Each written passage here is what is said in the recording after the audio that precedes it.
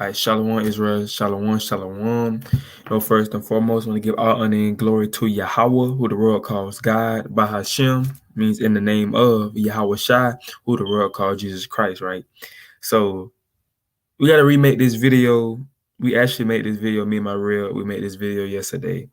It got copyrighted. We used some videos of other people, on other people's pages. And, they kind of copyrighted us. So you took the video down. It was a mighty video, like a 2-hour video going into basically what we're going to get back into. But we're not going to show any videos. We're going to actually show you the videos that we used, but we're not going to click on them because folks be hogging the videos. We trying to copyright it. We trying to hog them.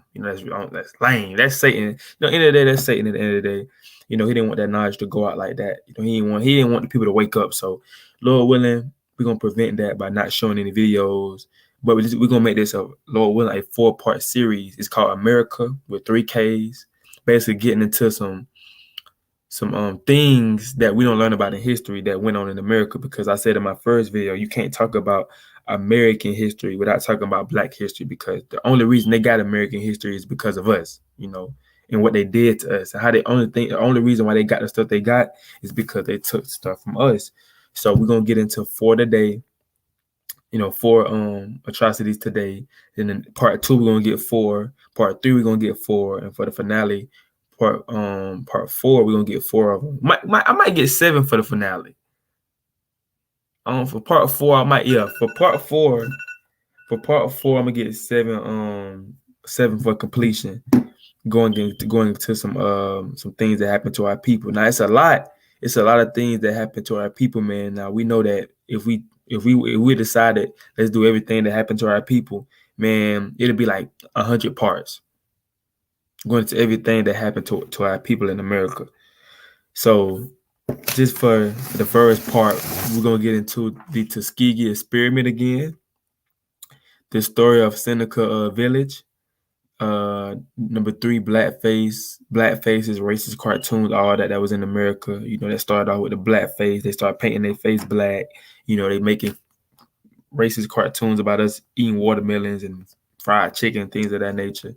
And then before, we're gonna get into Black Wall Street, which is something that happened in Tulsa, Oklahoma.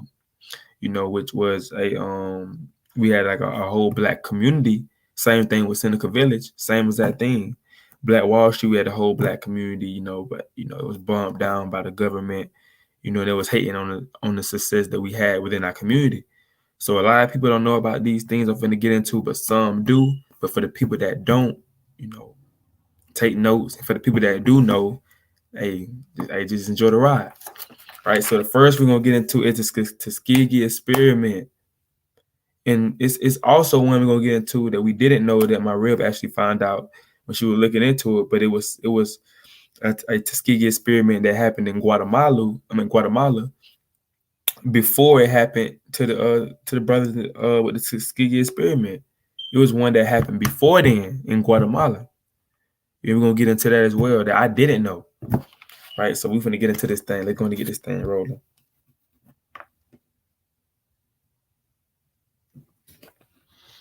Like I said, we're not gonna actually show the videos because they copyrighting. It was some mighty videos, but we is gonna actually show you the videos that we clicked on, so you can go watch them on your own time. But we're not gonna play the videos while I'm going live because they're copyright, man. But this is the Tuskegee experiment. We're finna get into what happened to our brothers during the Tuskegee experiment, which is not talked about in school. It's not talked about at all in school. But let's get it. The Tuskegee experiment began in 1932, at a time when there was no known treatment for syphilis, a contagious venereal disease. After being recruited by the promise of free medical care, 600 African American men in Macon County, Alabama, were enrolled in the project, which aimed to study the full progression of the disease. So just to say this, like, they used our men, as I said this last time too, they used our men as like a lab rat. Like, we're gonna test this out on them. Let's see how this disease make them feel. Before we put it out in the media, we're gonna try it on these. They tried us, man. They tried us like lab rats, man. We was they lab rats. They want to try it out on us first before they spread it out around the world. We're gonna try it on these, so because they look at us as nothing. And it's a perfect example on how they feel about you, man. Because they just tell you they don't care about you. They use our men, to try out one of the diseases they made in the lab. That tell you a lot right there. But you got it. The participants were primarily sharecroppers, and many had never before visited a doctor. Doctors from the U.S. Public Health Service (PHS) was running the study. Informed the participants 399 men with latent syphilis and a control group of 201 others who were free of the disease. They were being treated for bad blood, a term commonly used in the area at the time to refer to a variety of elements. Right. So Let's look at so what this they word means. okay. So they getting told they getting treated for bad blood. So they like I gotta give you this. I gotta give you this shot to heal you from the bad blood. That's what they telling our men. So our men they don't know. They like, dang, I got bad blood. They telling me I can die. I need to be healed from this. So they don't know what's going on. They don't know that they finna get injected with syphilis. They don't understand that their life is on the line. They don't know that. Cause they like the article said in the beginning, they never been to doctors. So they going to a doctor for the first time and hearing that they got bad blood, that they making die. Of course they gonna be like, give me that shot. But they not knowing that, it's gonna kill them. It can kill them, make them sick. Latent means existing but not yet developed, so hidden, concealed, of a disease in which the usual symptoms are not yet manifest. So it's basically they're trying to say the disease was there, they just didn't know it was there. It's madness. Reading on, the men were monitored.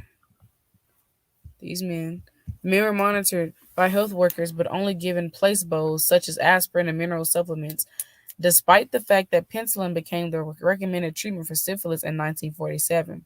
Some 15 years into the study, PHS researchers convinced local physicians in Macon County not to treat the participants, and instead, research was done at the Tuskegee Institute, now So called Tuskegee.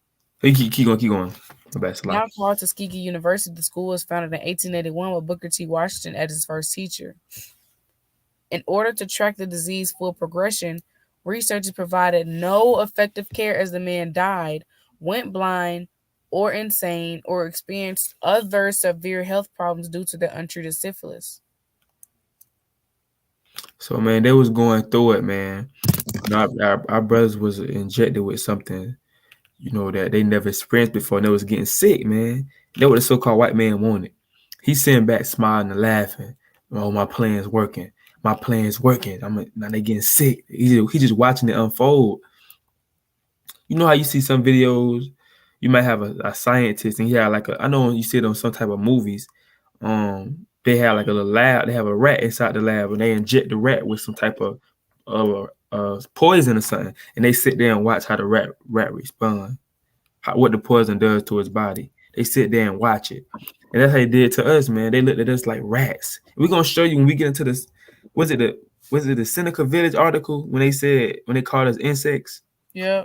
We're gonna get into that too, and they're gonna show you, it's gonna prove my point on how they look at us as insects and animals, man. They literally look at you as an animal, man. And we can't forget to show them on the black face. When we get to the black face, we gotta show them the museum. Yeah, we probably gonna pull up some pictures on the museum. We had a video on it, but they got a museum in China. It was pictures of our people face, and it's an animal beside our people face. They're trying to say that our people look like animals. That's a museum. It was a museum in China, but I think they closed it down because it was getting backlash on how they was doing it. But it was like they created it like that, like a picture of our people face, then it's an animal right beside it, trying to compare our people to the animal. It's all type of folly.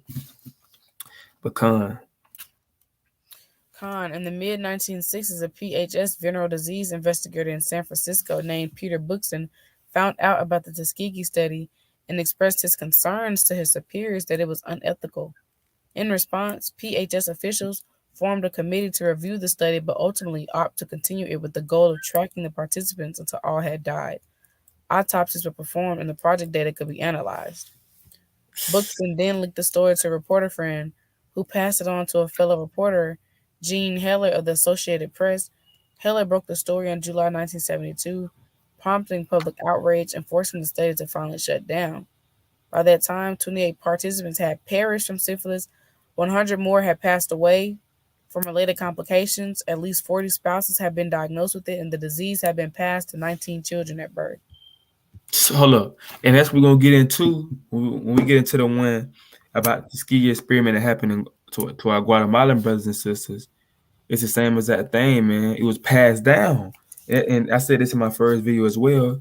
The reason why they gave it to they gave it to our men like that is they knew that it can be passed down. That's why you may have when you have some kids that are born and they born with some diseases. It's like, dang, why they got why they got syphilis?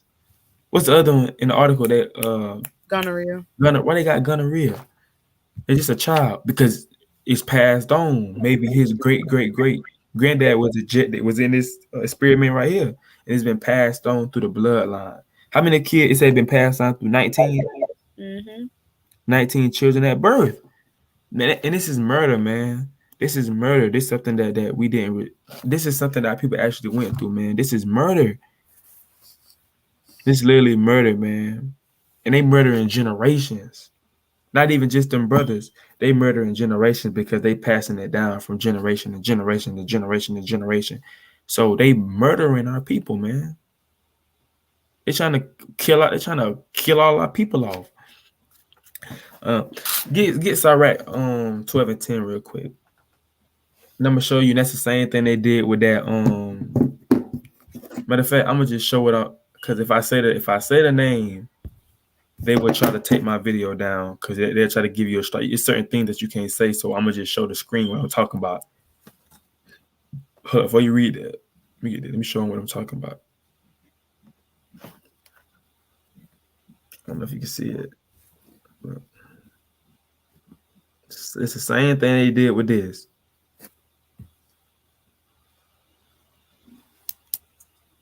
Con. Oh, kind. It's the same thing they did with that. When that came out, they say, oh, we got something to help you. Even though it came out, the cure came out kind of extremely fast. Nobody didn't think about it though because they were receiving awards. Or I give you this money if you do this. I give you all this money if you get this done. If you get the thing, and and that's the same thing. That's the first thing I thought about when they was trying to, and they were having our celebrities coming up with songs talking about take it, got commercials, talking about take it. And I'm like, that's the same thing they did with the Tuskegee experiment, man.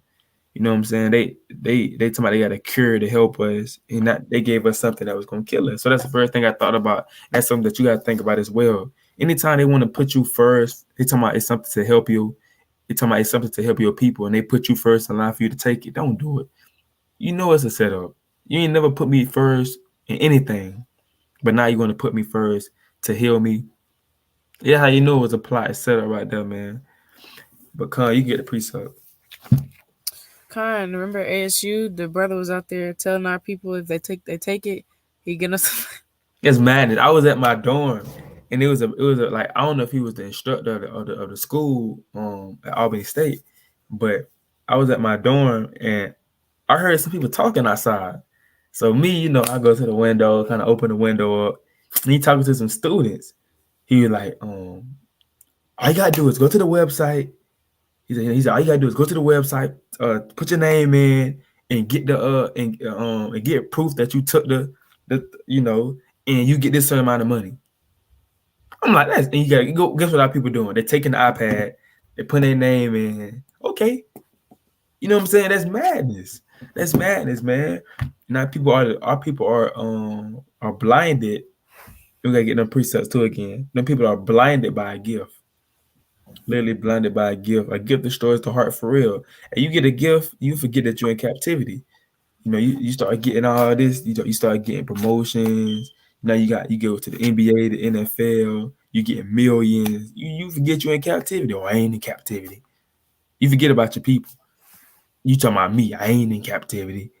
Oh, I got millions. But not knowing that you still is in captivity and your people is as well. But Con.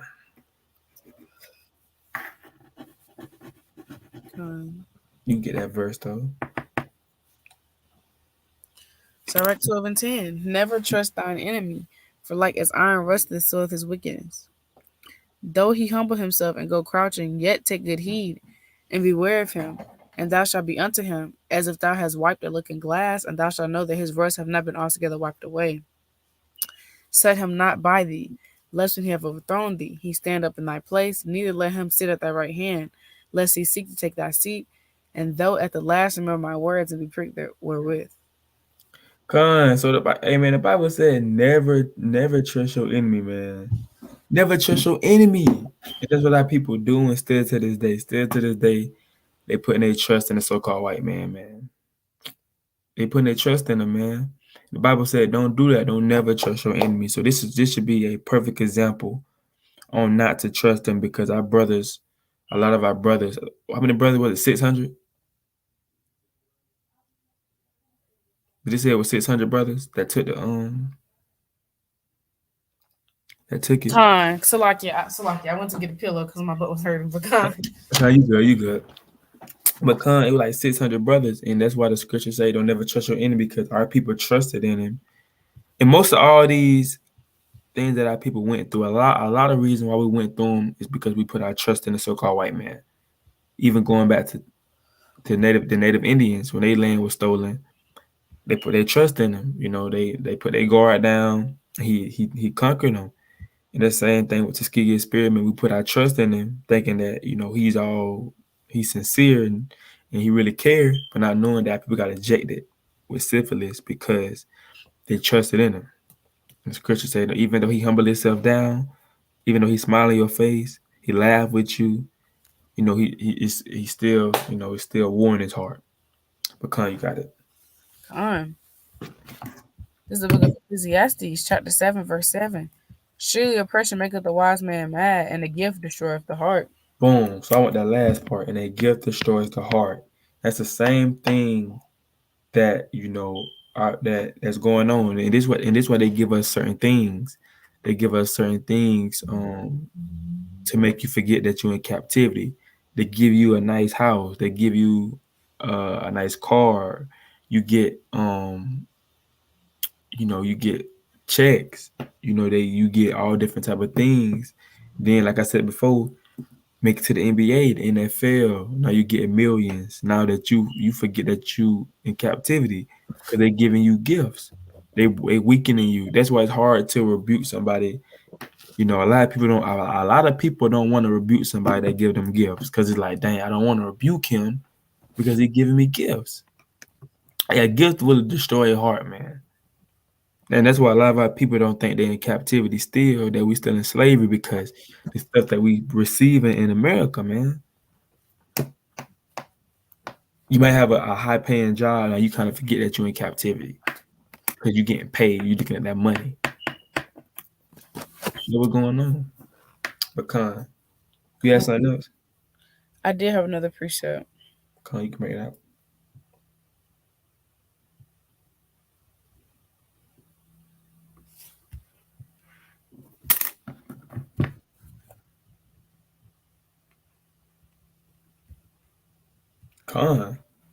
Got that good money and that good job, but you balling, but you forget that you forget you're in captivity and you forget about your people. That's how a lot of them celebrities be though. A lot of them celebrities forget about their people. They forget they're in captivity. America the Great.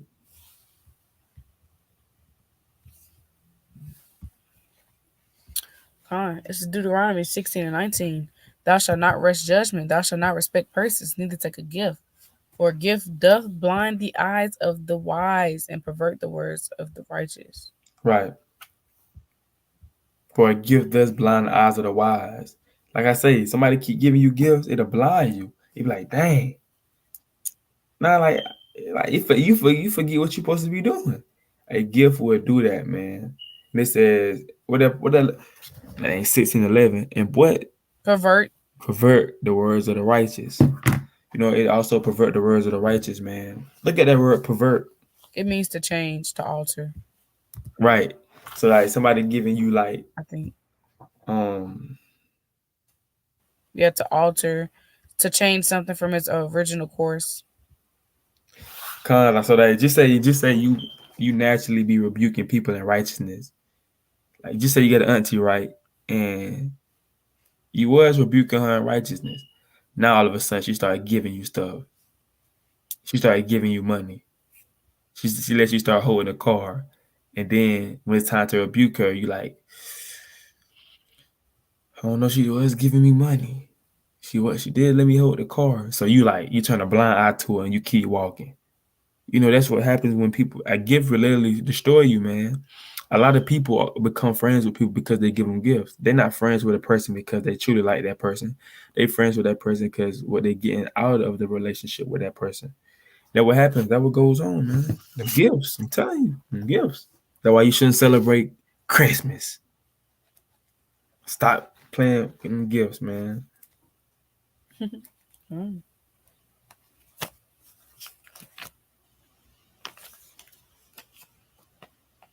Alright. But that's what I had on that pre. So yeah, nothing. La, la, la. Okay. Hold on. I got to keep reading this one. Con. Look at the Guatemalan one too. Yeah, kind. This one is going into the Guatemala one. And then from there I go to the Guatemala one. Con. Okay. Tuskegee wasn't the first unethical syphilis study. In 2010, then President Barack Obama and other federal officials apologized for another U.S. sponsored experiment concluded, so like it conducted decades earlier in Guatemala. In that study from 1946 to 1948, nearly 700 men and women, prisoners, sojourners, mental patients were intentionally infected with syphilis. Hundreds more people were exposed to other sexually transmitted diseases as part of the study without their knowledge or consent.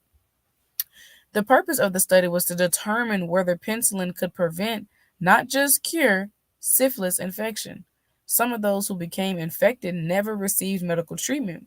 The results of the study, which took place with the cooperation of Guatemalan government officials, were never published.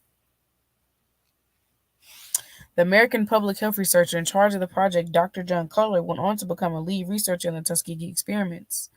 Following Cutler's death in 2003, historian Susan Reverby uncovered the records of the Guatemala experiments while doing research related to the Tuskegee study.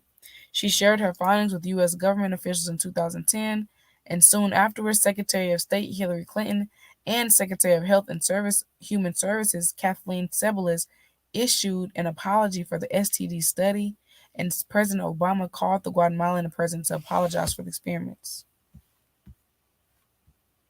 So they did the same thing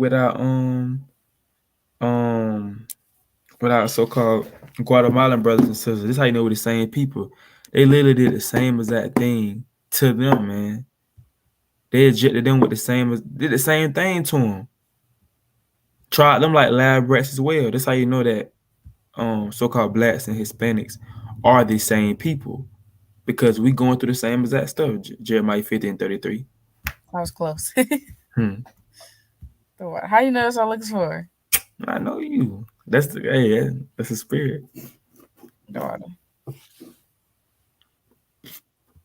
Bring that out. Con. Jeremiah 50:33. Thus saith the Lord of hosts, the children of Israel and the children of Judah were oppressed together, and all that took them captives held them fast. They refused to let them go. Right. So Judah, if you didn't, I mean the children of Israel, if you didn't know, the children, it was a split between the kingdoms when you get into the Bible. The children of Israel are the so-called Hispanics, and the children of Judah are the so-called Negroes. And the Bible said that we're gonna be oppressed together. So that's why we go through the same exact stuff in America. That's why we so much hated in America. And there's a reason why, we went through the same thing with the shot. How do I say that? They shouldn't flag me with the shot that they took.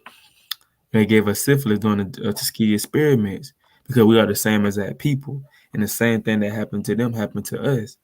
they tried them like lab rats, and they tried us like lab rats, man. But when you keep reading on, you're gonna see how it was passed on through to his children. Con.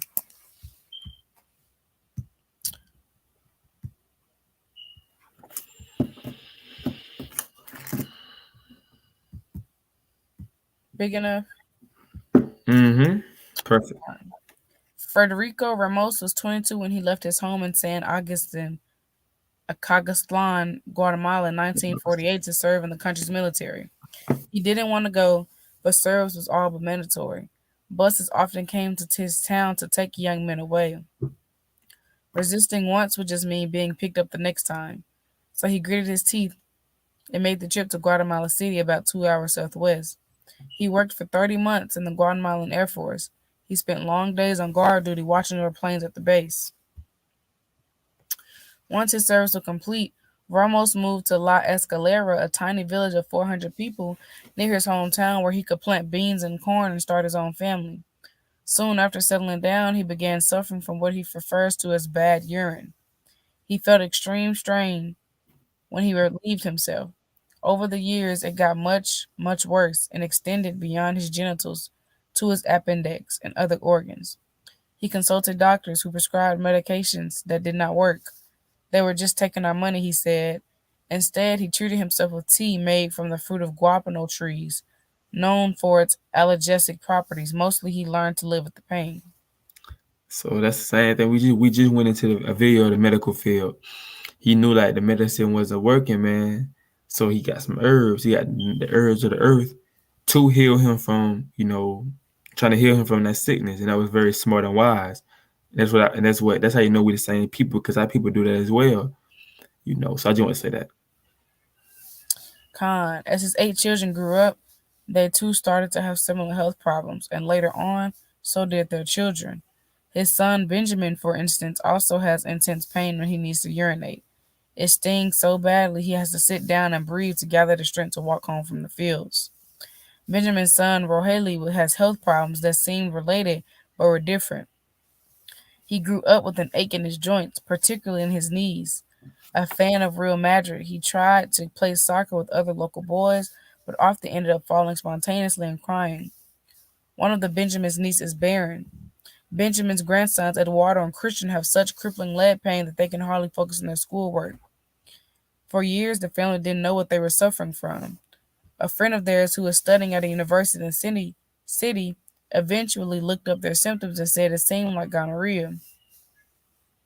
A textbook explained one sign of the disease as a burning feeling during urination. In severe cases, gonorrhea is known to damage reproductive organs. An affected woman could also pass it on to her children, which could result in joint infections, blindness, or life threatening blood infection. The diagnosis made sense, but being as poor as remote as they were, the family couldn't find a treatment.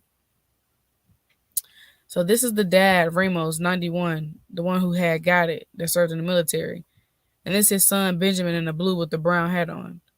And his son, Benjamin's kids, so Ramos' grandkids, Federico's grandkids, they had it too.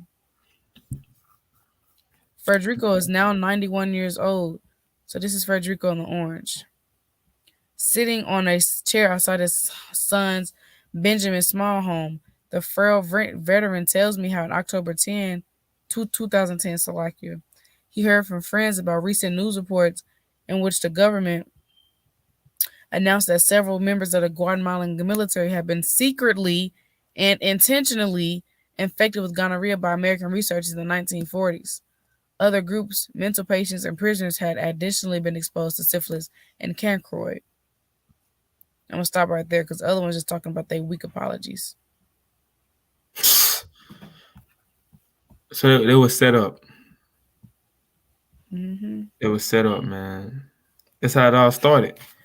Passed on from generation to generation of syphilis and gonorrhea, man.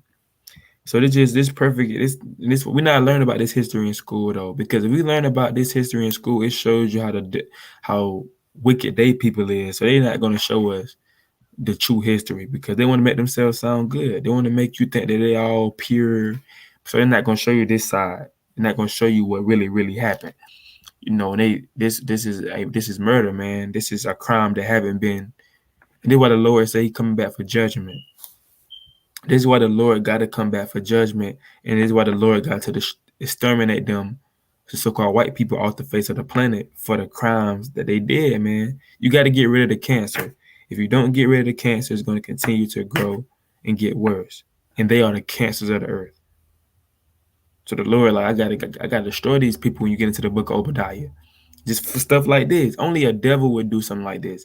Only a devil would think in their mind, well, let me inject these people with a syphilis without them knowing it and get them sick and pass it down for that generation and generation and generation so their kids can have it and destroy their kids. Yeah, yeah. Only they would think about that. Only a devil would think about something like that, man. And that proves when we say they're the devils that the Bible speak about, we don't say that just to say that. We got proof. It's proof throughout history to prove that they're the devils through the things that they done to our people. Because you looking at some more, you reading some more. It's so disturbing. It is. I kind of want to read it. Hey, Not all of it, but I just want to get some points that this article, this thing kind of long. Like it's gonna take you some time to read this. I ain't gonna read the whole thing, but one day, Lord willing, I do want to actually read. Maybe I could read the whole thing to Shabbat. Anyways, sorry. I'm gonna just get this part right here and the other few parts.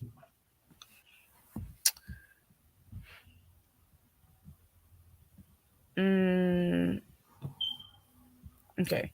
The experiments came to be because during World War II, American researchers were consumed with trying to prevent and cure gonorrhea and syphilis. These diseases affected the general public, but they were especially a drain on manpower in the military. According to one 1943 government correspondence, new infections with gonorrhea were said to cost the Army 7 million working days each year. The equivalent of putting out of action for a full year the entire strength of 2 full armored divisions of 10 aircraft carriers. I want to skip down. It says, so this is when they realized that they needed to test it on some people. Given the circumstances, government researchers decided they had to test a prophylactic medication, a measure to prevent the disease in people who have been exposed to them. The only problem was that testing a prophylaxis will require them to introduce the disease to previously unexposed human subjects. The National Research Council's Subcommittee on Venereal Disease agreed it was scientifically important to do this kind of testing, though it recognized it might not be popular in public opinion. To conform to ethical standards judged by a team made up mostly of doctors, only volunteers who were told about the risks and who provided their information, their informed consent could be used. So they understood. So basically what the article is saying is they're understanding that they gotta see how this give me 1 second, babe.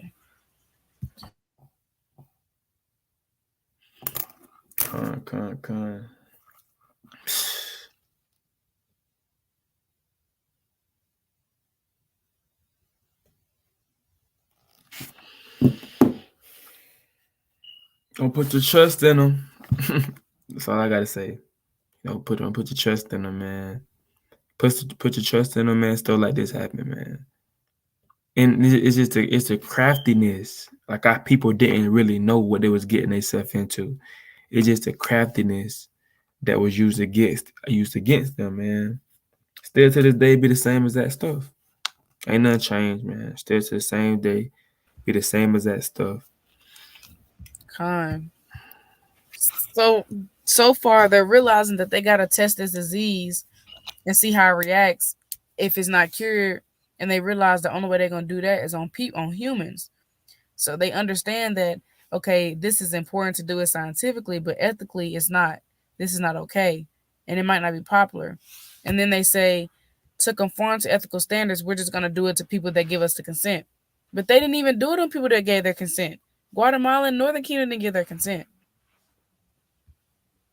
Yeah, because it said that that they got somebody had did it with them not knowing when we read up earlier. So they lying.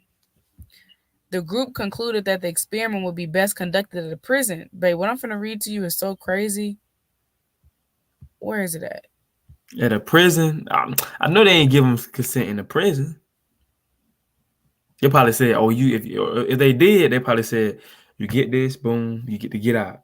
You let us do this to you, you get less time." Then capped to him, took it to him, let him take it, killed him. Con. It says the group concluded that the experiment would be best conducted at a prison. A psychiatric facility was considered a potential study site, but it was ruled out because its patients wouldn't be able to properly consent. Military personnel were also rejected because they couldn't be kept sexually isolated. Overseers of the project believed prisoners might participate out of patriotism, a chance away from the boredom of prison life, or because they might be unconcerned about the risk.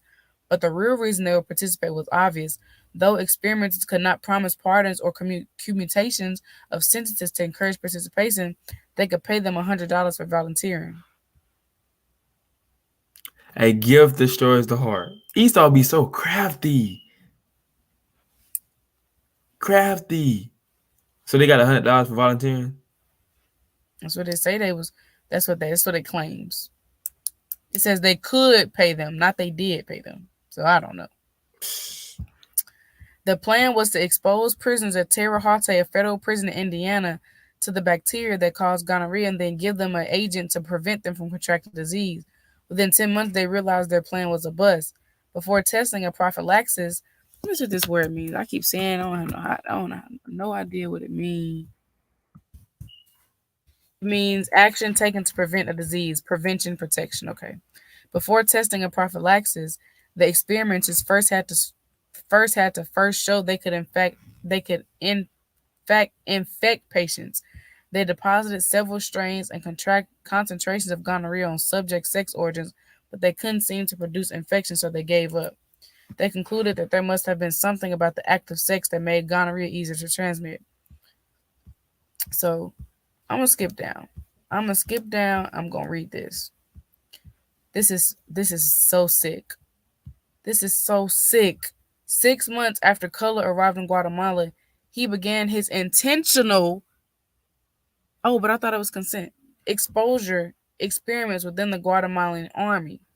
He also thought he would try a way to get around the trickiness of infecting the men, prostitutes. In one early study, he infected prostitutes by moistening a cotton swab with pus, carrying gonorrhea bacteria, and inserting it into their genitals. He Can't make then this had up. them have sex with the men he wanted to study, first prisoners What? in the army. He had switched from prisoners to the army after realizing that despite being pleased with free sex workers and alcohol, many prisoners believed they were growing weaker because of blood draws. Army men were often lubricated with alcohol too, before being set up with the prostitutes. The women were asked to have sex with multiple men in a row. In one case, one prostitute had sex with 8 soldiers in a period of 71 minutes. That's insane. The soldiers were never informed, obliterating any possibility that consent was obtained. That's madness. So they put the gonorrhea inside the prostitute, and they told the prostitute to go have sex with the men. That's how I spread it. That's madness, bro. That's so sick. Crafty devil. That's a devil. That's a devil move, man. That's sick. Give me give me Obadiah 1:18. This is what the Lord said what he said in the book of Obadiah. Cause that's wicked, man. That's disturbing. Like that's it ain't no pro it ain't like the scripture say it ain't no profane person like Esau. This got to be worse than Tuskegee. They both got Gotta be. definitely worse than Tuskegee. Gotta be. I ain't even know nothing about this. I don't even. So they Yeah, they put the base together, woman syphilis, right? And they told her to go lay with all these different men and pass it on to them. Yep, they put the gonorrhea inside the. They put pus and gonorrhea on a Q-tip and put it inside the woman and told her to go have sex with the prostitutes. So they was giving them free sex. Man, That was to the prisoners. huh? Was that to the prisoners? These were the no. This they were in the army because the ID in prison didn't work. I don't think. Wait, let me see.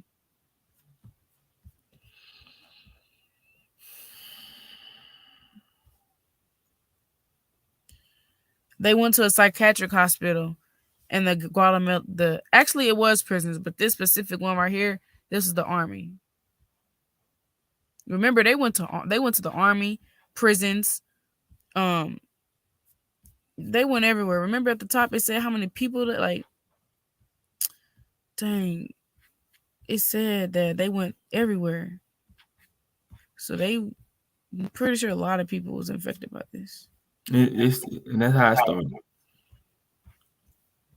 The craftiness and the nastiness, man. And they're the only people that do that. They still do that to this day. They do it with the food. You look at all the ingredients.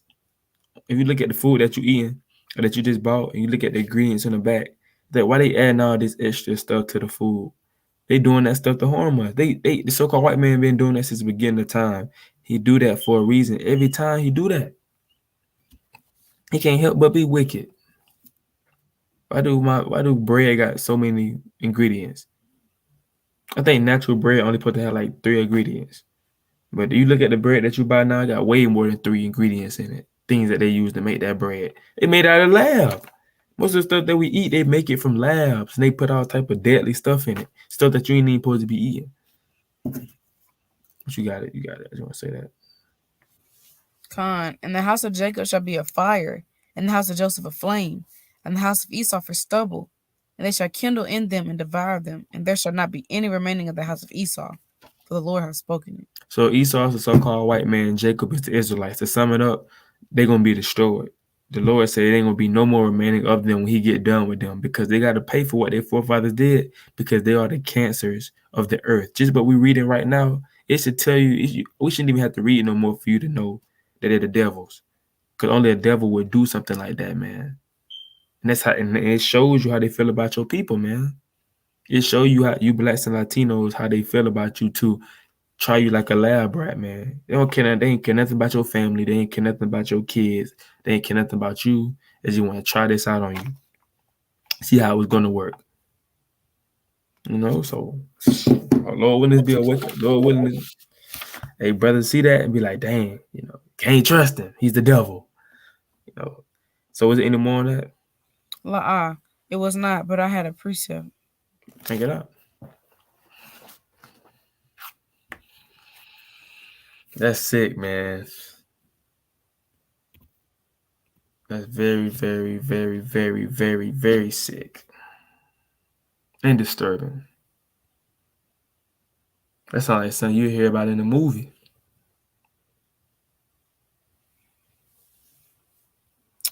I honestly do not know the precept because it's like 6 or 7 of it's like 5 of them saying the same thing. But remember that video that you did a while back on shoot second Esdras and the video we did and we went into how Esau finna be in slavery and the Most High is finna come back and judge Esau. And we put that precept about the apple of our eye, the apple of the Most High eye, if that makes sense, if I'm paraphrasing right. There's another precept talking about the only way to cleanse this place is to shed the blood of those who shed it first. And then there's another precept I'm thinking about in Thessalonians, and it says something like, I cannot find it. I don't know which one it is, but I'm trying to basically talking about how the Most High gonna reward Esau for what he's done. Do you know what precept I'm talking about, my love? The first one I think you're talking about is Zechariah 2:8. The second one is Numbers 35 and 33. And you said the one at Thessalonians when he said he gonna reward Esau. You sure it's in Thessalonians? It was something like saying how Dang. They reward gonna come upon their head. No, it wasn't nothing like that. It literally said something like, oh darn. I don't darn it. I have no idea. It's like when I see it, I'll know exactly what precept it is. You can't paraphrase it. I my brain is not allowing me to. I feel like it was like verse 6 or verse 16. So um I'm scrolling through right now to see if I can find it.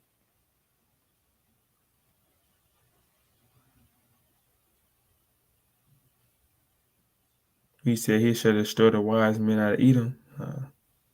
No. When I find it, you're gonna be like, oh I brought it out. yes. Uh,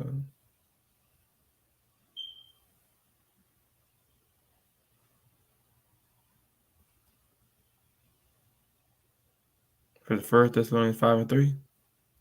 Nah, Nah. Here I might find it like this. Let me see. she shares in First Thessalonians. Okay, it might not be, but okay, might not be in there, but let me see.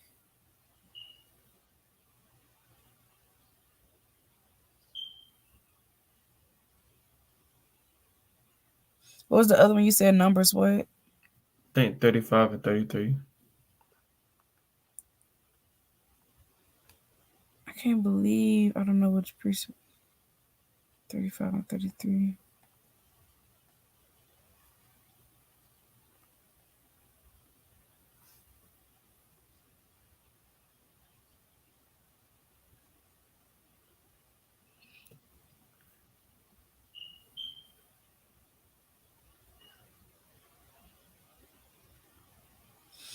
Mm-mm. No, that's not it. But that is the one other. Darn it, I can't. Lord willing, to come to my mind. Lord willing, Lord willing, Lord willing. It is say something about.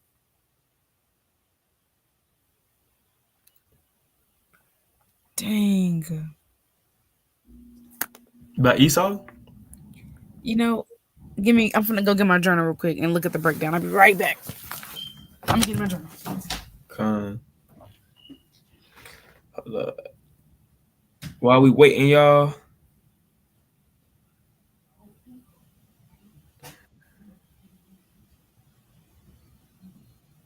While we waiting, real quick. That might show. I'm still like, yeah. Good.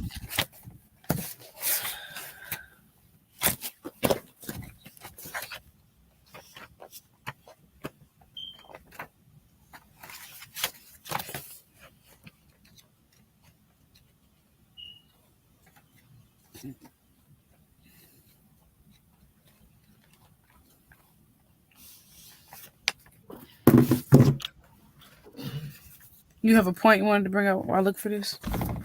Or did you want me to give Um, you the precept? you bring that piece up. Now this Zechariah 2 and 8. For thus saith the Lord of hosts, after the glory hath he sent me unto the nations, but spoiled you. For he that touches you touches the apple of his eye. That's what the Lord say, man.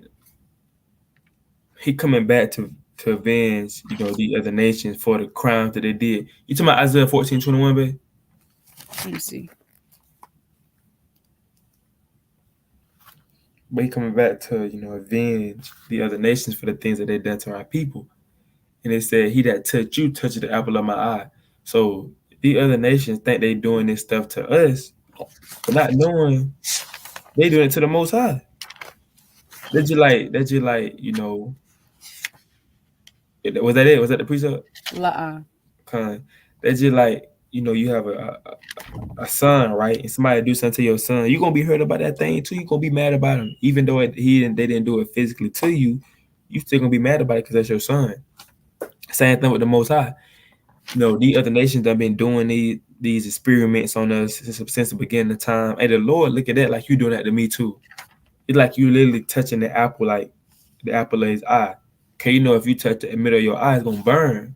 If you touch it too long, it's gonna burn.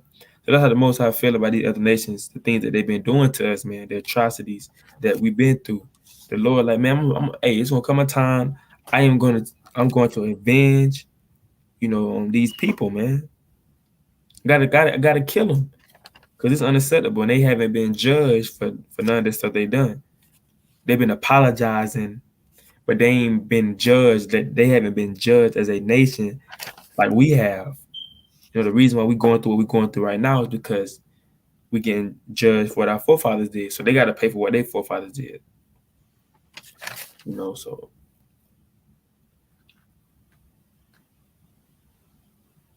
I want to say that point. Yes, I found it. What precept it is? It's this one right. It's this one right here. The book of 2 Thessalonians 1:6. Seeing it is a righteous thing with Yahweh to accomplish tribulation to them that trouble you. Oh, Yeah. okay. Dang, I have the whole breakdown right here. All praises. All praises. But see, it's a righteous thing with Yahweh. So, the Lord look at that as a righteous thing, man, to judge these other nations that trouble us. And we know that especially the so-called white race, they number one on the list that trouble us, that give us hell daily, that stress us out daily. They're the ones that trouble us. But the Lord say it's a righteous thing. He take joy in that. Read the Bible. Get into your Bible. You will see how much joy the Lord take in protecting Israel from the other nations.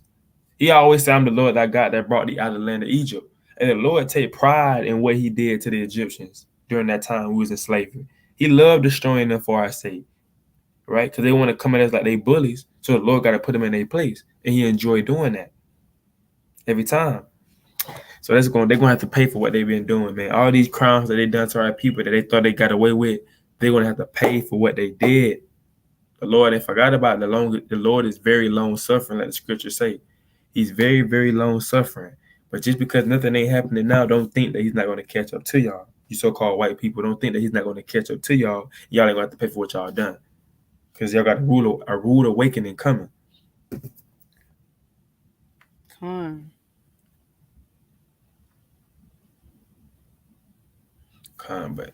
that was it on that. Was that it? Everything you had? Or the numbers 35 and 33? Let me get that.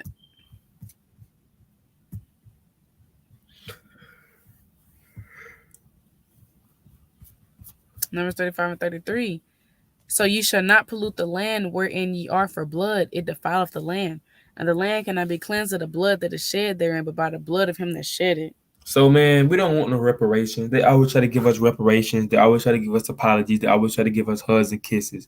The Bible said the only way it's gonna be, only way it's gonna be acceptable is when they blood shed. The people that did this to us and shed our blood, because the Lord said the land is polluted. That's why he got to destroy this place. It's polluted. It's full of blood. It's full of bloodshed. This country was founded off bloodshed. So the Lord said the only way, for everything to be okay is to shed the people blood that shed our blood, which are these so-called white people. Their blood got to be shed. And that's going to be the true judgment. And that's something that we're waiting on. This is the patience of the saints. We truly waiting on the time where the Lord will revenge on the other nations for the things that they done to our people. This is in the Torah. And we know they haven't paid for this yet, but it's coming real, real soon. Their judgment is coming. Right? So you want to say that. So now we done got into this Tuskegee experiment, and what happened to our Guatemalan brothers and sisters. That's a very, very terrible atrocity, man. So if y'all haven't wrote this down already, write it down. Have this in your mind, just in case somebody want to come at you with some history and you have some white people say we ain't bad. What have we done to your people? You can use some atrocity that you can pull up. Right. So number 2 on the list, we had the story of the Seneca village. Now, if you don't know about this, if you know about Central Park in New York City, I know y'all know about Central Park 5. What a movie when they see us on Netflix, that's going into the Central Park 5. It happened at the park, Central Park. Now we know, you can have people go to Central Park and walk around. You may be new in New York. You might go to take pictures at the park. That's the go-to place when you come into the city. But not knowing it was once called Seneca Village, and it was a village full of our people. And it's kind of like this kind of was the first account of gentrification. Now, they put up the definition of gentrification so we can show them, and I get into it a little bit. Gentrification. The process whereby the character of a poor urban area is changed by wealthier people moving in, improving housing and attracting new businesses, typically displacing current inhabitants in the process. So that's what if you watched it, and also if you watched the movie Boys in the Hood, it was a scene where Trey Dad was basically talking about gentrification, how like just said it's a neighborhood full of so-called black people. It's a crafty council. They do it secretly, but they'll raise up the rent. So now it's the point where our people can't pay for the rent, so they got to move out. They got to get kicked out. So in the process of our people leaving, they will make the place more appeasing for people, and they'll move so-called white people in our neighborhoods.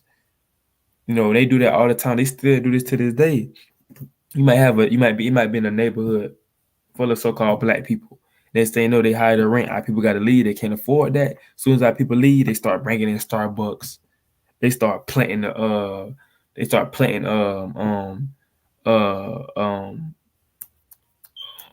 flowers and things of that nature around to try to make the place look more better. They start mowing the grass, bringing in nicer things to make the place look better, so white people can go in and buy it. They do that so white people can they look at that and be like, "Dang, we got to move here." And they kick our people out. That's the same thing they did with the Seneca Village, but they did it with force though. We read it, you're gonna see how they did it. They did it with force. Now this was we had our own village, man. That whole park that you see today at Central Park, there was a whole village of our people, man. And they try to say the Irish and the German, I think, but we know more likely with the Hispanics and the Puerto Ricans, Cubans, and Dominicans. They were with us during that time of Seneca Village, because we the same people, and that's New York City. You know what I'm saying? So we was all, especially in New York City, we all, the blacks and Latinos, we go through the same exact thing, especially in New York City and Cali, bigger states like that. So we're gonna get into the article, and you're gonna see how they took by force our village, man. This is, you gotta think about it. We can't take that lightly. This is literally where people were staying at. This was a village full of houses, homes. So when they did that, destroyed our village, where we gonna go at? Now we gotta try to restart our whole life because they was jealous and envious of us. Kind of like Black Wall Street, which we're gonna get into. Right. So we're gonna get into the article real quick.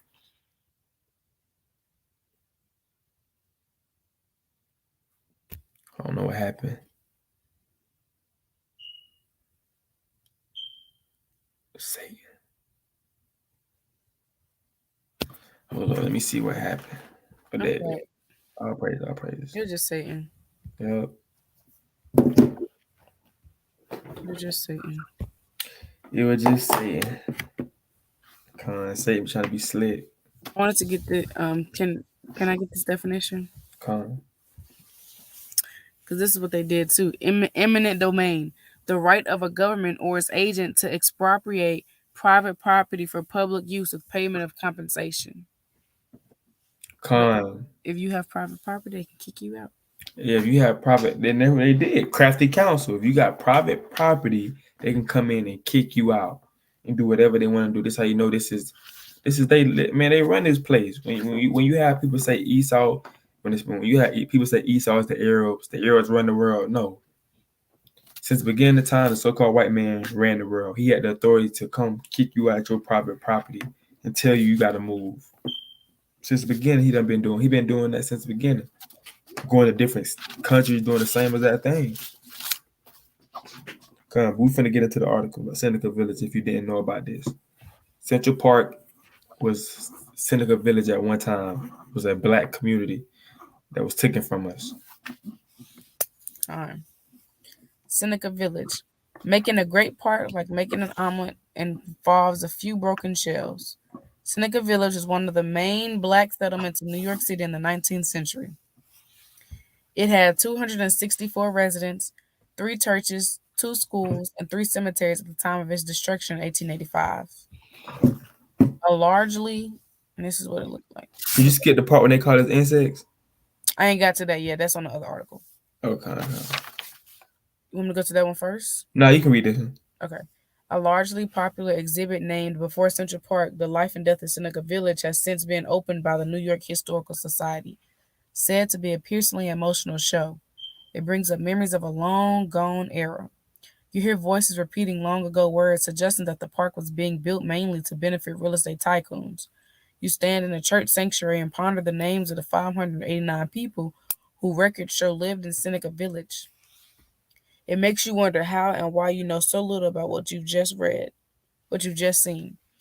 Then you think, wait a minute, Central Park, the nation's first great municipal park, is a supreme achievement in New York City. It is where New Yorkers go to walk, to touch the grass, to play. It is where they go to breathe. Without Central Park, life in the nation's biggest city would be incalculably poorer, in some respects almost unlivable, particularly for the poor who cannot easily journey elsewhere. Seneca Village began in 1825 as a community of blacks when landowners in the area, John and Elizabeth Whitehead, subdivided their land and sold it as 200 lots. Andrew Williams, a 25-year-old African American shoe shiner, bought the first three lots for $125. Anthony Davis, a store clerk, bought 12 lots for $578, and the AME Zion Church purchased another 6 lots. From there, a community was born. By the time it was raised in 1855, 30% of its 264 residents were Irish American. It wasn't an illegal ragtag establishment. Its citizens paid taxes. Compared to other African Americans living in New York, residents of Seneca Village seem to have been more stable and prosperous. By 1855, half of them owned their own homes. With property ownership came other rights not commonly held by African Americans in the city, namely the right to vote. For African Americans, Seneca Village offered the opportunity to live in an autonomous community far from the densely populated downtown. Despite New York state abolition of slavery in 1827, discrimination was still prevalent throughout New York City and severely limited the lives of African Americans. Seneca Village's remote location likely provided a refuge from this climate. It also would have been provided an escape from the unhealthy and crowded conditions of the city and access to more space both inside and outside the home. Although we have limited knowledge about what life was like in Seneca Village, there has been ongoing work to learn more about its residents and their lives. In 2011, archaeologists from Columbia University and the City University of New York conducted a dig of the site. They uncovered artifacts such as an iron tea kettle, a roasting pan, a stone wire beer bottle, fragments of Chinese export porcelain, and a small shoe with a leather sole and a fabric upper. These items have helped us piece together what life was like for the village's residents. And then in this article, this is when they call us all these names.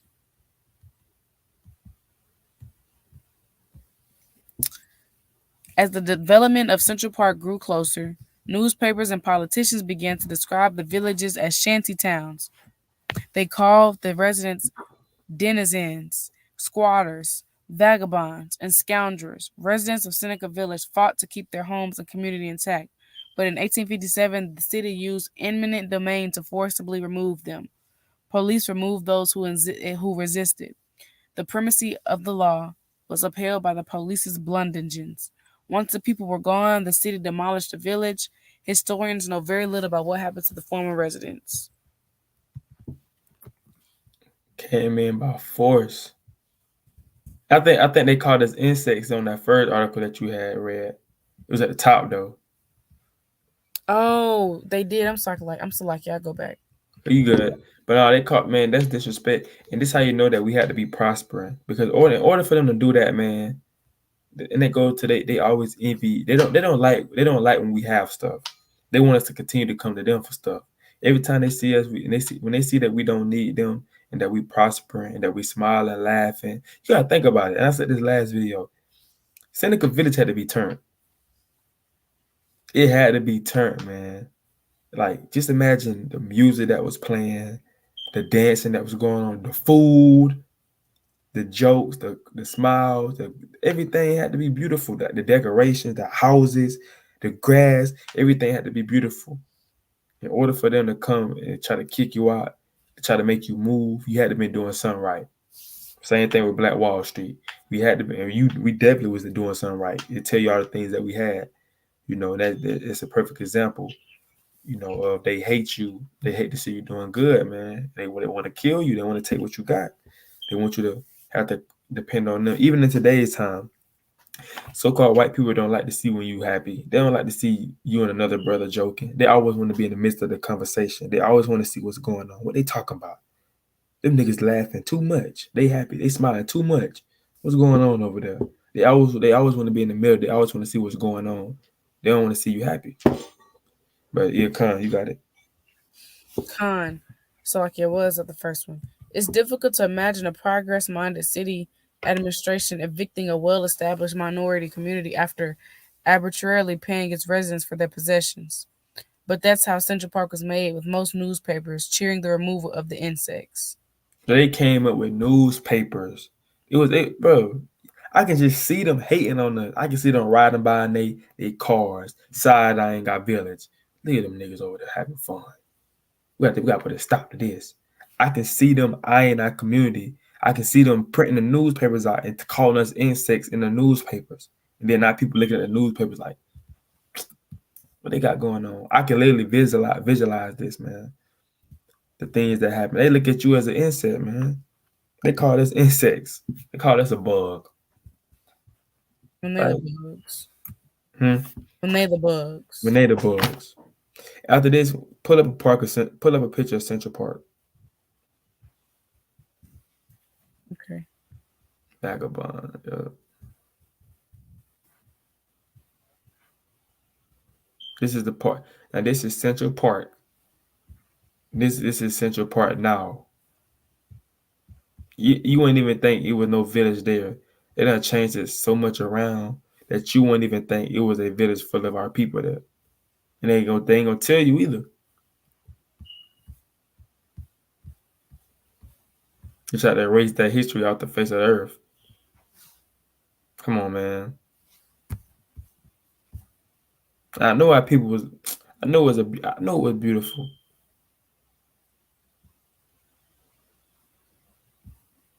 The devils, man. Just imagine you in your crib, right? Just say you got a house, and somebody come in and say you got to get out. What? Like what? This my house. No, you got to get out, and they forcefully move you out your house and bring a white person in your crib. Then they decorate the outside of your house for that person. The same thing they did with our people. Look at Esau. Look at Esau at the park, enjoying Bang sunbathing. on our village. But Con, you have something. Con is what they called us. Vagab squatters. A person who unlawfully occupies and inhabits a building. Scoundrelers. A dishonest or unscrupulous person. Son of a bee is a synonym. Snake in the grass. Scumbag. Bad egg. Those are synonyms. That's what they called us. Vagabonds. A person who wanders. It's madness. But Con, That's it but on that. that's it on that. So that was just, and there's some videos on YouTube. If you want to go check it out, they have videos on Seneca Village. Like I said, I'm not going to play them because copyright, but they Right have here. yeah, right there. Type that in, y'all go to it. And showing the one on Tuskegee. Did we go to the? I don't know. We showed them the one on Tuskegee. Right here. Yeah, I'm going into a little bit more facts on it. To further prove our points. Make sure there's no other videos. Yep. This one too right here, the one we finna get next. Yeah, the racist history of cartoons. Y'all want to go look into that? They go This see one. some. Yeah, we got some videos going into it. Like the cartoons back then, it's a lot of racism in cartoons that you wouldn't think had racism in it. Tom and Jerry, Static Shock. Um, what's the other one we had pulled?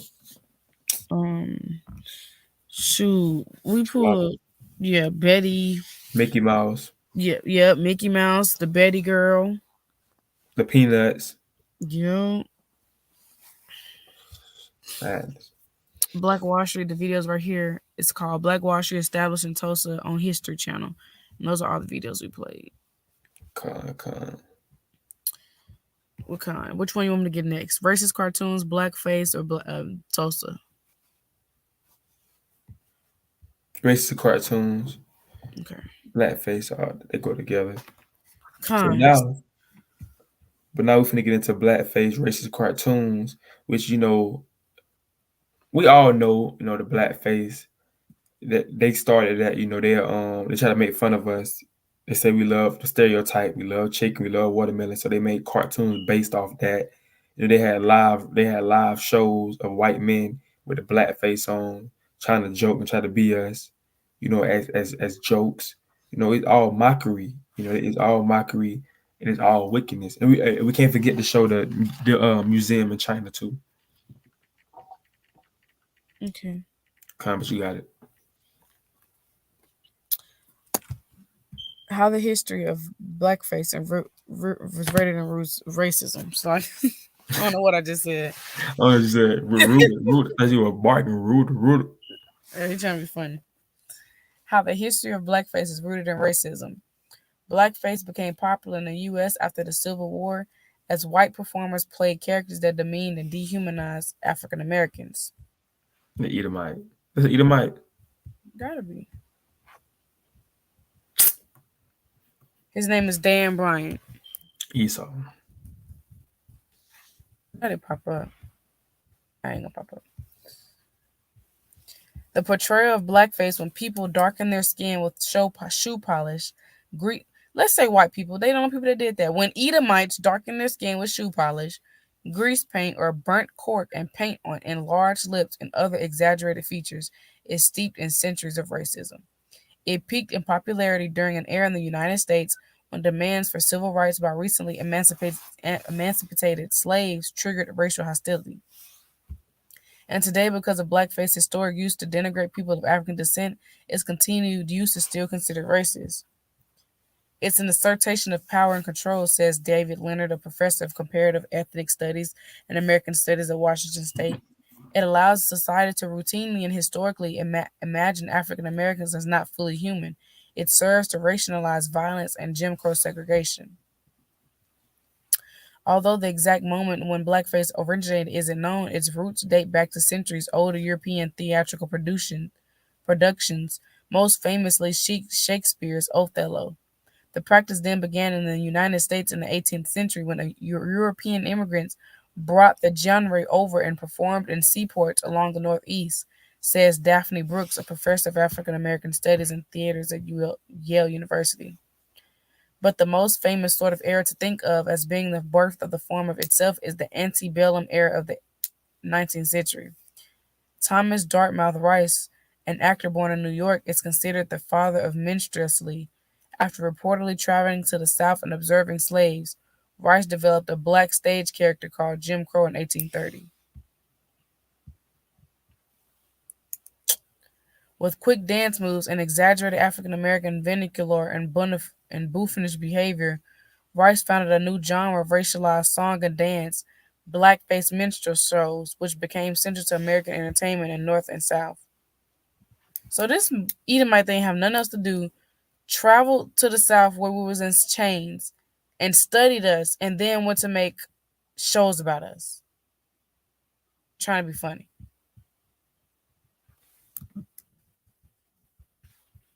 How evil do you have to be?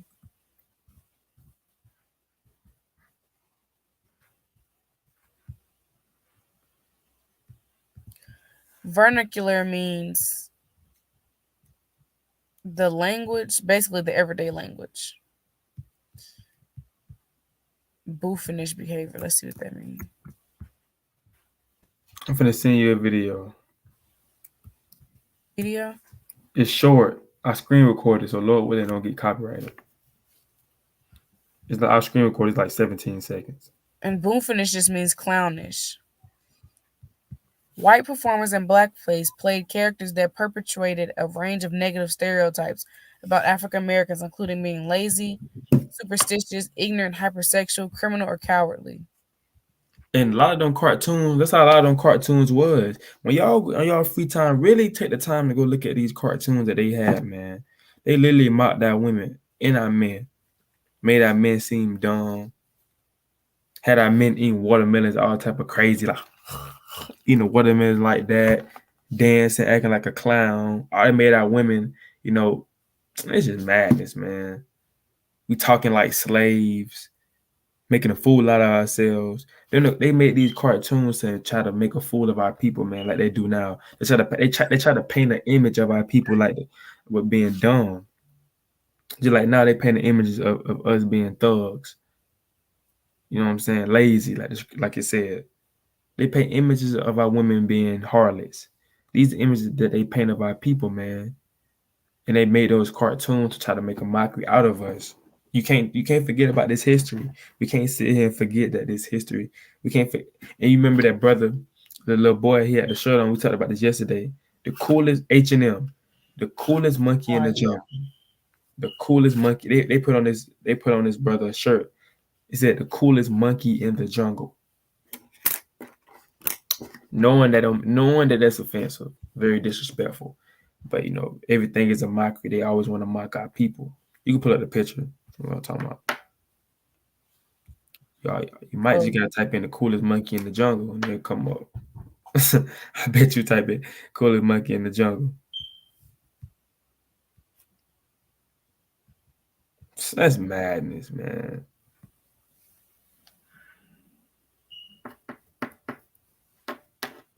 Yeah, that's ridiculous. But I just want to show y'all that, man. want to play this video? Mm-hmm. Man. I'll praise this sent pretty fast to me.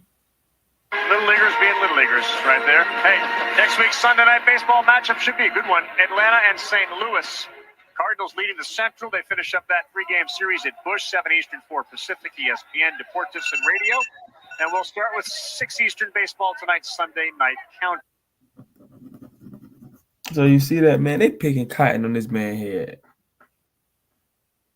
They probably, they told him it's gonna be funny, it'll be a good idea. Like he young. He probably went along with it. But you look at a deeper level, like everything is mockery of our people. Everything is a mockery of our people, man. Even go back to the beginning, everything is a mockery. They made fun of our big lips, made fun of our skin, you know what I'm saying? Made fun of everything. Made fun of our women. But I'm gonna get into the next part two. I'm gonna get into someone called Sarah. I think her name's Sarah Bartman. If I'm mistaken. And I'm gonna get into her and y'all gonna see what I'm talking about. Who was a mockery, of we was like the laughing stock. You know what I'm saying? We was a laughing stock, in American history. That they try to make us seem like a laughing stock. But yeah, you had something else? Oh, well, I wasn't done with the article. And can you pull up the museum whenever you get done? I got it right here. I'll put it right here.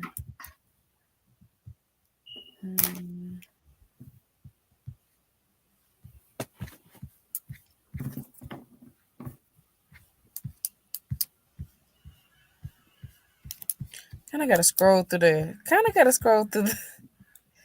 Through the.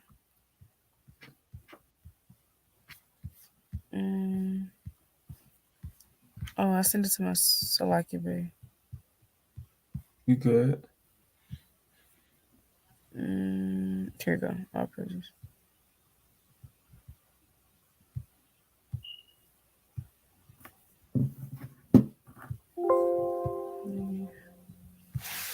Okay.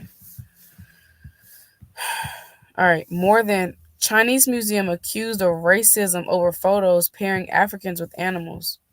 More than 141,000 people visit the exhibit in Wuhan before it is eventually removed after sparking complaints from Africans.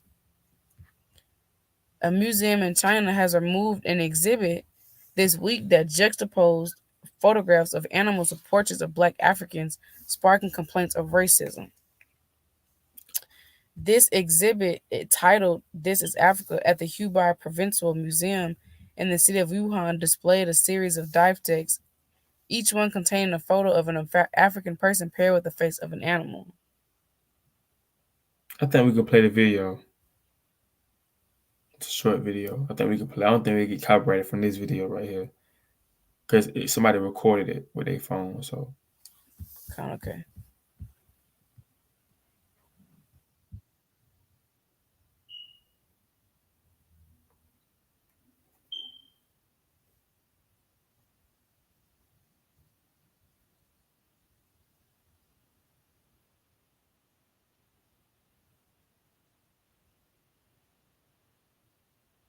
Moya so ugly. I think I said that yesterday. Moya look crazy.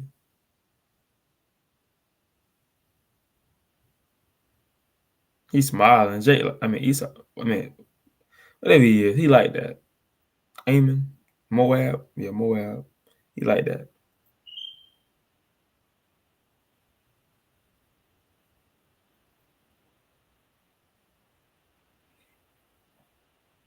Look at this as animals. They look at us as monkeys. Literally, they look at us as animals, man. They don't look at you.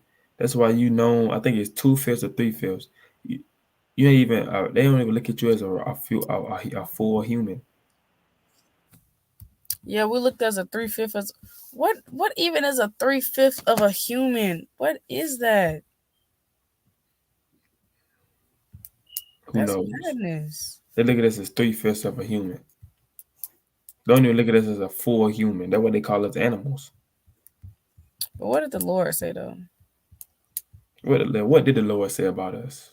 The Lord said we 3/5 of a human. Or what did He say to about the so-called black people? No, he didn't say that. He said, "For thou art an holy people unto the Lord thy God. The Lord thy God hath chosen thee to be a special people unto himself above all people that are upon the face of the earth." So no, we monkeys. Chosen people, holy people. No, we insects. Chosen people, holy people. Exactly. No, we dogs and we Holy just porch people. monkeys. Holy people. That's what the Lord said about us. So man can say whatever they want to say about us. But what they say don't matter. It's what the Lord say. That's right. I have a precept. Break it out. It's that precept that I brought out yesterday.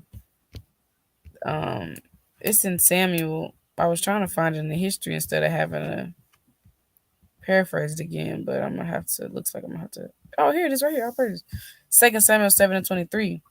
And what one nation in the earth is like thy people, even like Israel, whom Yahweh went to redeem for a people to himself, and to make him a name, and to do for you great things and terrible for thy land, for thy people which thou redeemest to thee from Egypt, from the nations and their gods. Right. So the Bible said, who is like that people? Israel, man. Who is like us? Think about it. Nobody can do the stuff that we do. America wouldn't even be America without us. We literally bring the salt to this place. Literally. If we wasn't here, it wouldn't be no seasoned food. It wouldn't be no type of soul music. It wouldn't be no sports. It wouldn't be no entertainment. It would think about it. It wouldn't be nothing here. It wouldn't be no money made. It wouldn't be no. It wouldn't be nothing here. I'm led to believe the trees would be dead, the animals would be dead because we not here. It wouldn't be nothing here. It ain't no nation like our people, but yet they want to call us the dogs. They want to call us the monkeys. But if you look up a white person and look up a monkey, they got the same lips, right? You know what I'm saying? They look exactly alike. They look closer like monkeys than we do. You think about it. They ain't mayo monkeys. But they are mayo monkeys. Mayonnaise monkeys. All right, but you had something else? I did. Break it out.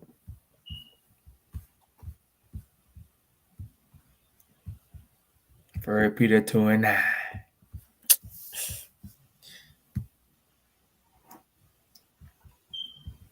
But ye are a chosen generation, a royal priesthood and holy nation, a peculiar people, that you should shoot forth the praise of him who hath called you out of his darkness into his marvelous light. Man, so the Lord, look at this is special, man. I don't know where all them insect jokes come from. All them that monkey, porch monkey, what are they call it? I don't know where that come from. But the Lord said otherwise. So who are we gonna listen to, man, or are we gonna listen to the Lord? The Lord. You say who? The Lord. The Lord said we ought to obey God rather than man. No, so we're not finna listen to the so-called white man. He called us a monkey. Okay, I guess I'm a monkey. God called us a holy people. So we gonna in our mind, we're gonna remember that and move like holy people, move like peculiar people. You know what I'm saying? We move like a chosen generation, because we are chosen. We taught that we nothing, but the Bible said we chosen, right? So he had some more on it. Lie. Okay. So let's show some pictures. Let's show some pictures of the just show y'all some pictures of blackface cartoons, how they try to be funny, man. Is it zoomed in good? Con. Okay.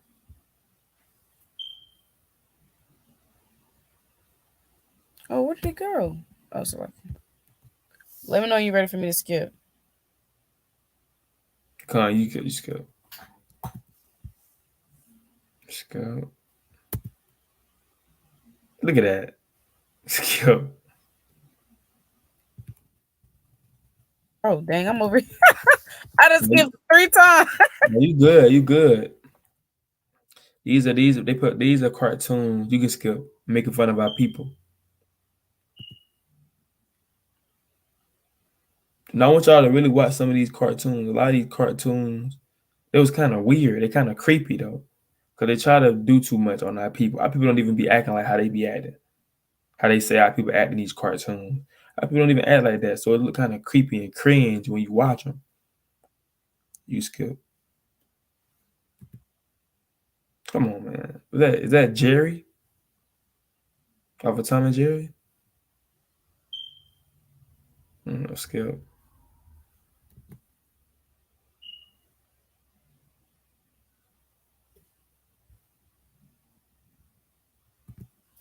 Oh, was you ready for me to skip? Yeah, you could just skip like 3 seconds and just skip.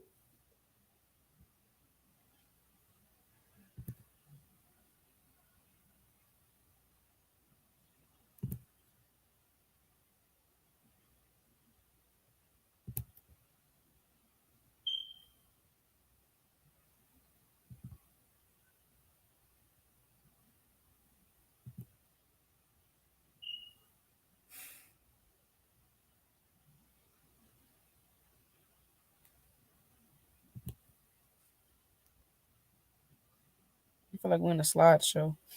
Mm-hmm. Y'all gotta watch these cartoons, man. A lot of them like started with racism. Mainly the cartoons that we know today, that we used to look at when we was younger. A lot of them started, with racism, man. There be some racism in them. That's how they started. Cartoons started with racism of our people. Look at that.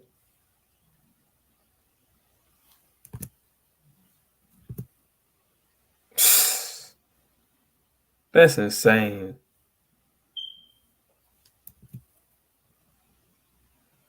Eating watermelon stone. Look at that.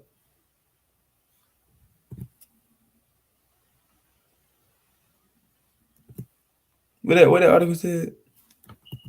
Become a cartoonist. They pay. Oh, they was talking about they were trying to get people to be an actor. You can easily earn 20 to 200 on a week or run your own studio and get first price for your work when you are. But no, that's a cartoon of us though. They trying to be funny. Like, come make a cartoon of an Israelite and make them look crazy. If you can't succeed, I will be glad to teach you.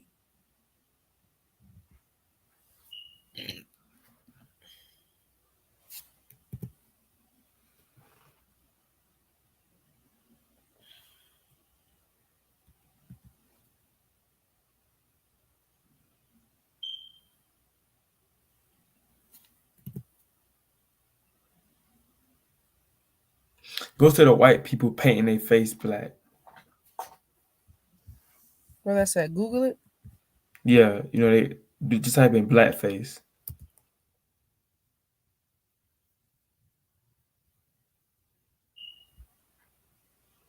Look at that. Look at the mockery. Look at the crack. We don't even look like that. They want to be us so bad, bro. Even when they try to make fun of us, they want to be us so badly.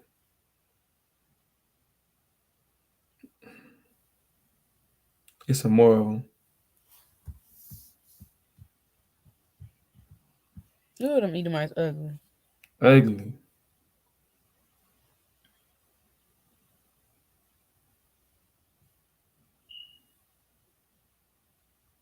That's an Edomite right there. What is it? Yeah. Right where? No, you straight, you straight. But just to show the mockery and the things that our people went through in America, man, that we was made. Give me Deuteronomy 28 and 37. Because the Lord said that this was going to happen. This is how we know the Bible is real. The Lord said that this was going to happen. He said that we're going to become an astonishment and a proverb and a byword. That's exactly what happened. No cartoons show us as being an astonishment. And a proverb and a byword, all three of them. That's what happened. That's exactly what happened. But you got it. Deuteronomy 28 and 37. And thou shalt become an astonishment, a proverb, and a byword among all nations, whither the Lord shall lead thee. See that? So the Bible says we're going to become an astonishment, a proverb, and a byword. And that's exactly what happened during that time. We became a mockery. Hold up.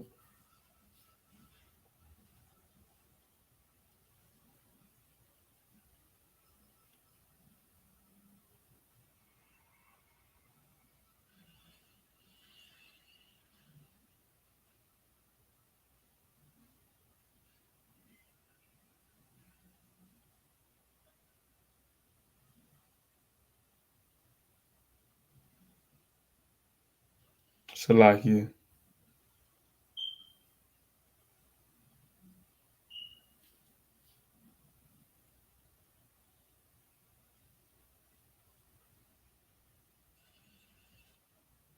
Hello.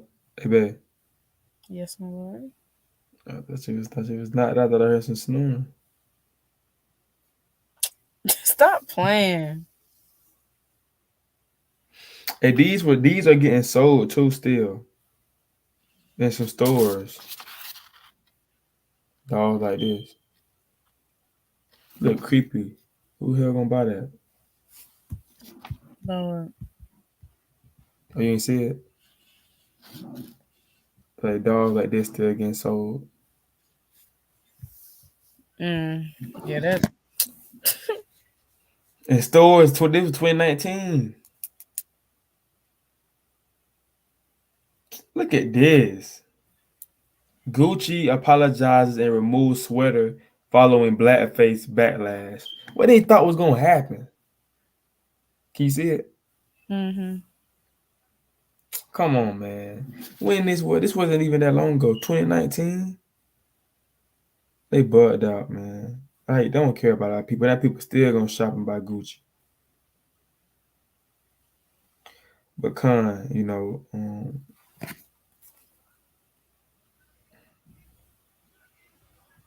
so that was it on that. We just want, and there's plenty more. When you dig into that, when you really dig into it, I want y'all to watch the videos. Watch the videos of them black faces and them cartoons that they did to our people, man. Like very sick and demonic. Okay, very sick and demonic, man. For you to even do it, people like that. Right, so the last one we're gonna do tonight for part 1 of our Amerikkka KKK 3Ks series. Part 1, last one we're gonna get into Black Wall Street. Now, it's crazy because a lot more people are starting to learn about Black Wall Street. They're starting to hear about it. Because back then, a lot of people didn't really know about Black Wall Street. And I actually got a big old poster of Black Wall Street when I went to Atlanta, and they were selling They were selling at an event. They were selling posters, and I bought one. That's and I started getting more into it.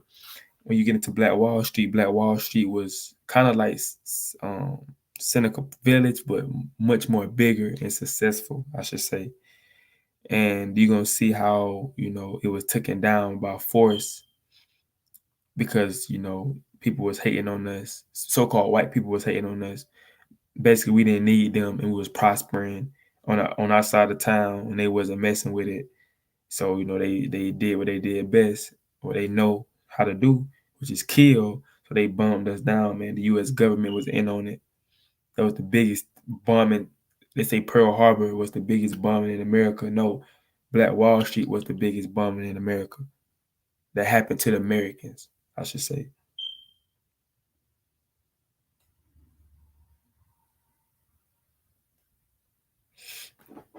Con.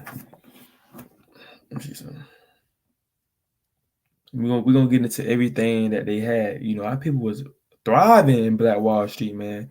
Very, very, very successful.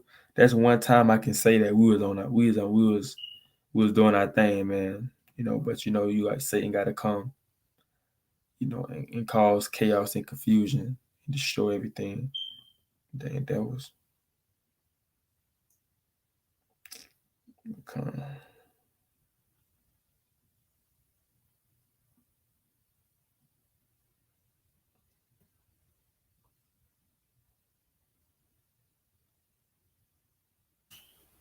it was in Tulsa, Oklahoma.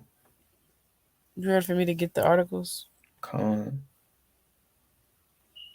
I'll probably get mad if I go to Tulsa, Oklahoma, or if I go to Central Park. I'm the type to get mad. I get real, real mad. Send them either my smiling, happy. You know what I'm saying? They're walking around, walking their kids around. I get upset about that, man. For real.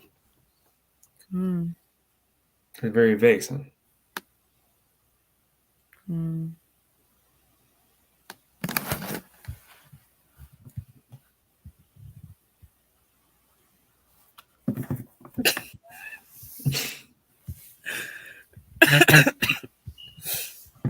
Madness. What was the Tulsa Race Massacre? May 3rd. Let me go to this one first.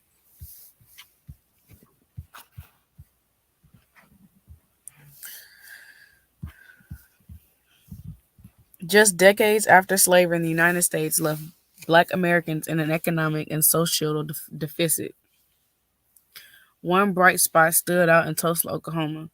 Its Greenwood district, known as the Black Wall Street, where Black business leaders, homeowners, and civic leaders thrived. But 100 years ago, on May 31st, 1921, and into the next day, a white mob destroyed that district in what experts call the single most horrific incident of racial terrorism since slavery.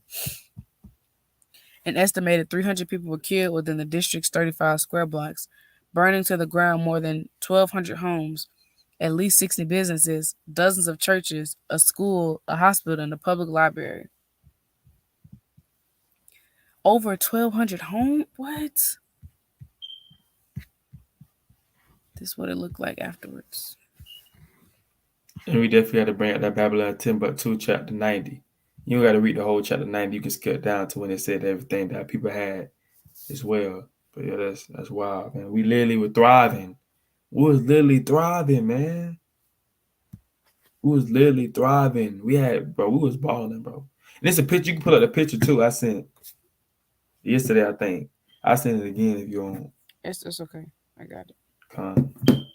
We're gonna take a picture of the Black Wall Street and it tells you at the bottom the things that we had, man.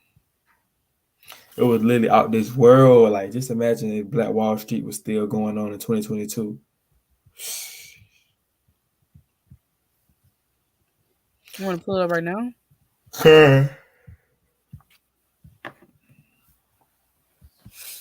600 businesses, 21 churches, 21 restaurants, 30 grocery stores, 2 movie theaters, 6 private airplanes, a hospital, a bank, a post office, schools, libraries, law offices, and even a bus system. You know they had to have gas stations. It had them. Had all that. I wonder what them grocery stores look like. What if so we know how we got these grocery stores now and these food spots now. They could have stole that from Black Wall Street. Definitely could have. I wouldn't be surprised. I won't be surprised. These stores that we see today that we go to, Publix, probably got that from Black Wall Street. What are some more stores? Walmart, probably got that from Black Wall Street. They probably changed the name up, but they got ideas and things of that nature from Black Wall Street. A lot of things they got now probably got from Black Wall Street. Best believe they had their nose, on that side of town. Best believe they was riding around trying to be nosy. That's what they do. Trying to see what we got going on that side of town. 2 movie theaters. That's mighty, man. Just imagine the love. In order for you to have 600 businesses and 21 restaurants, things of that nature, y'all gotta be on one accord. It gotta be love going on. It was love. That was early 19s, early 1900s. So it was love going on. And we loved each other more back then. So it wasn't hard to do this. We had money, we had bank. It stayed within our community. Come on, bro.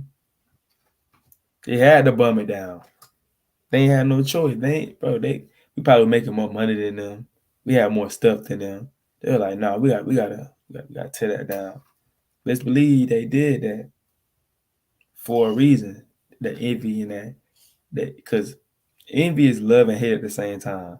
They love what you got over there, but they hate that they hate that they don't got it. So they mad now. That envy turns into hate. They want to kill you because they coveting what you got and they can't have it. So they have to destroy it by force. But you can pull up that Babylon and Timbuktu whenever was you done reading? Was you done reading? I wasn't, but I'll make it quick. At least 1.4 million in damages were claimed after the massacre, or about 25 million in today's dollars. Want me to play this video or just read it? Because you said, okay. I had everything a child could need, Viola Floyd Fetcher 107 told the committee. The night of the massacre, I was awakened by my family. My parents and 5 siblings were there. I was told we had to leave, and that was it. I still never forget the violence of the hate mob when we left our home. I still see black men being shot, black bodies lining the street. I still smell smoke and see fog. I still see black businesses being burned. I still hear airplanes flying overhead. I hear the screams. I live through the massacre every day. Our country may forget this history, but I cannot. Right. They want to make you forget about this. This should be a so-called holiday. But they ain't going to give you no holiday on this. They want you to forget this. But they tell you to remember 9/11. But they tell you to forget about this right here. Just forget. Hey, sweep it under the rug. We're going to forget about Black Wall Street. A successful business. We're not even going to talk about it in school.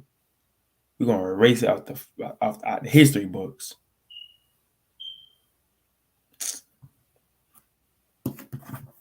But I just want to. You got some more on that?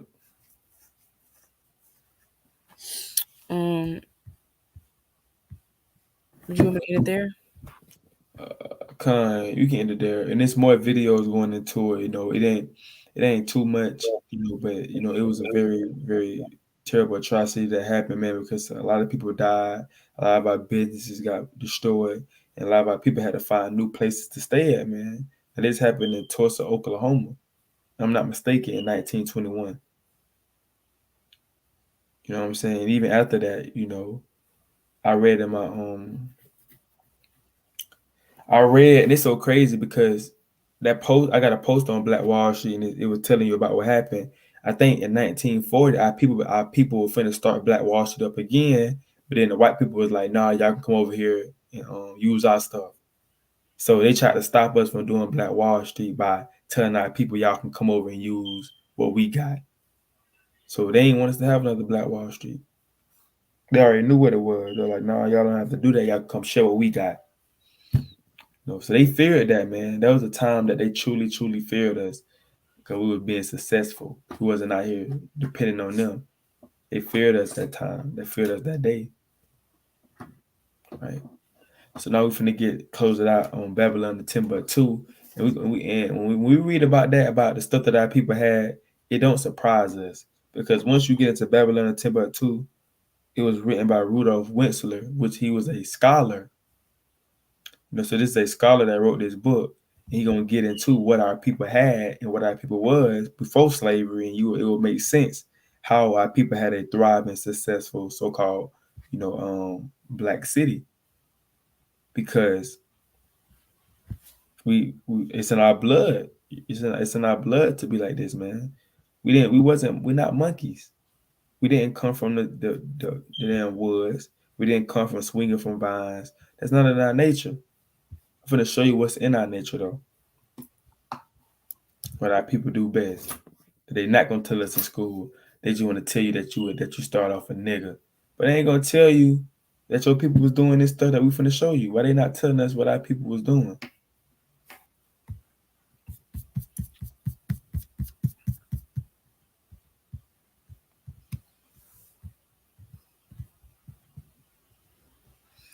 The black Jews had an advantage over the African tribes. They carried their culture, history, laws, and written records with them.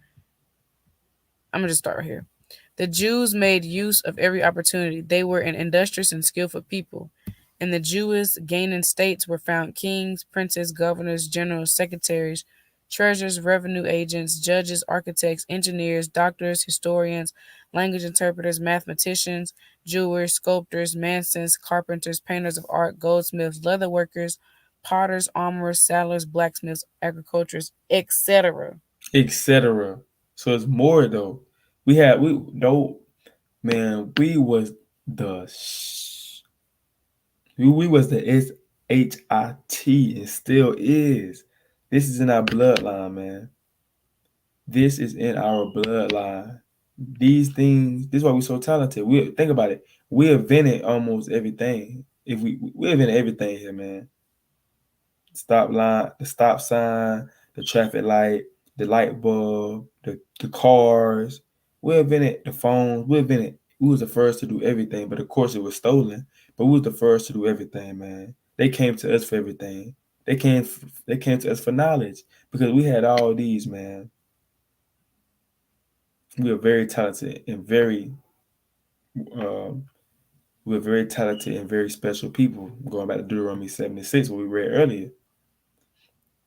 So these were just 4 atrocities that happened to our people, and Lord willing, we can do a part 2 to get 4 more that happened to our people, man. And these are the things we're doing this for our people to know, because it's very important for you to know, what your people went through, man. Because we're not supposed to. Hey, this the last precept. They give me Psalms 137. I think it's Psalms 137:7.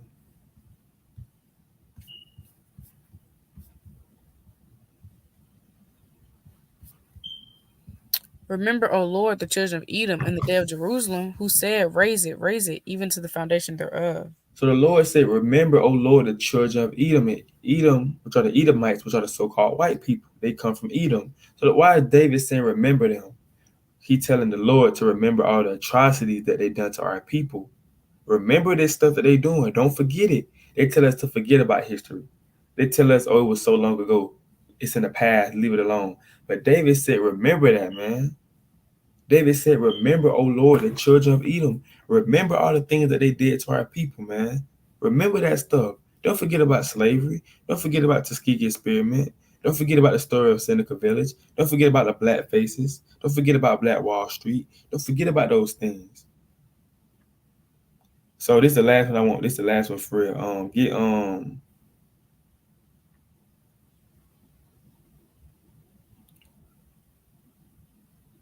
2 Peter 3:8.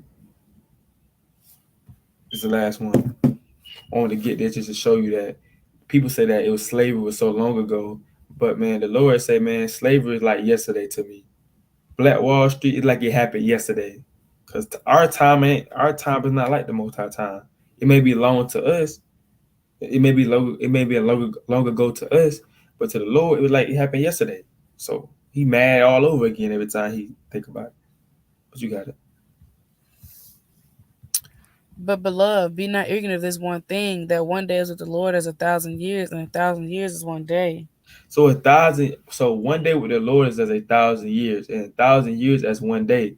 So when you have people that say slavery happened 1,000 years ago, them 1,000 years is like one day to the Lord. So the Lord is like yesterday. Like it's like as soon as it happened, the Lord remember it like it just happened. Right. So don't just think. Don't just say. Don't think that we're just saying this stuff just to say it and that the Lord I forgot about it. No, these atrocities that we get into is like it happened yesterday to the Lord, man. It's like the Lord really saying it like, okay, now it's like it happened yesterday. Now I got to judge you. It's making me more mad. It's making me more madder to even think about it because it just happened to him. So I hope this was very edifying. Lord willing, we can do a part two. Lord willing, tomorrow. If not tomorrow, Lord willing, Friday through the Spirit. So this Obadiah. And we give all honor and glory to Yahweh, by Hashem, Yahweh Shai, and Shalom.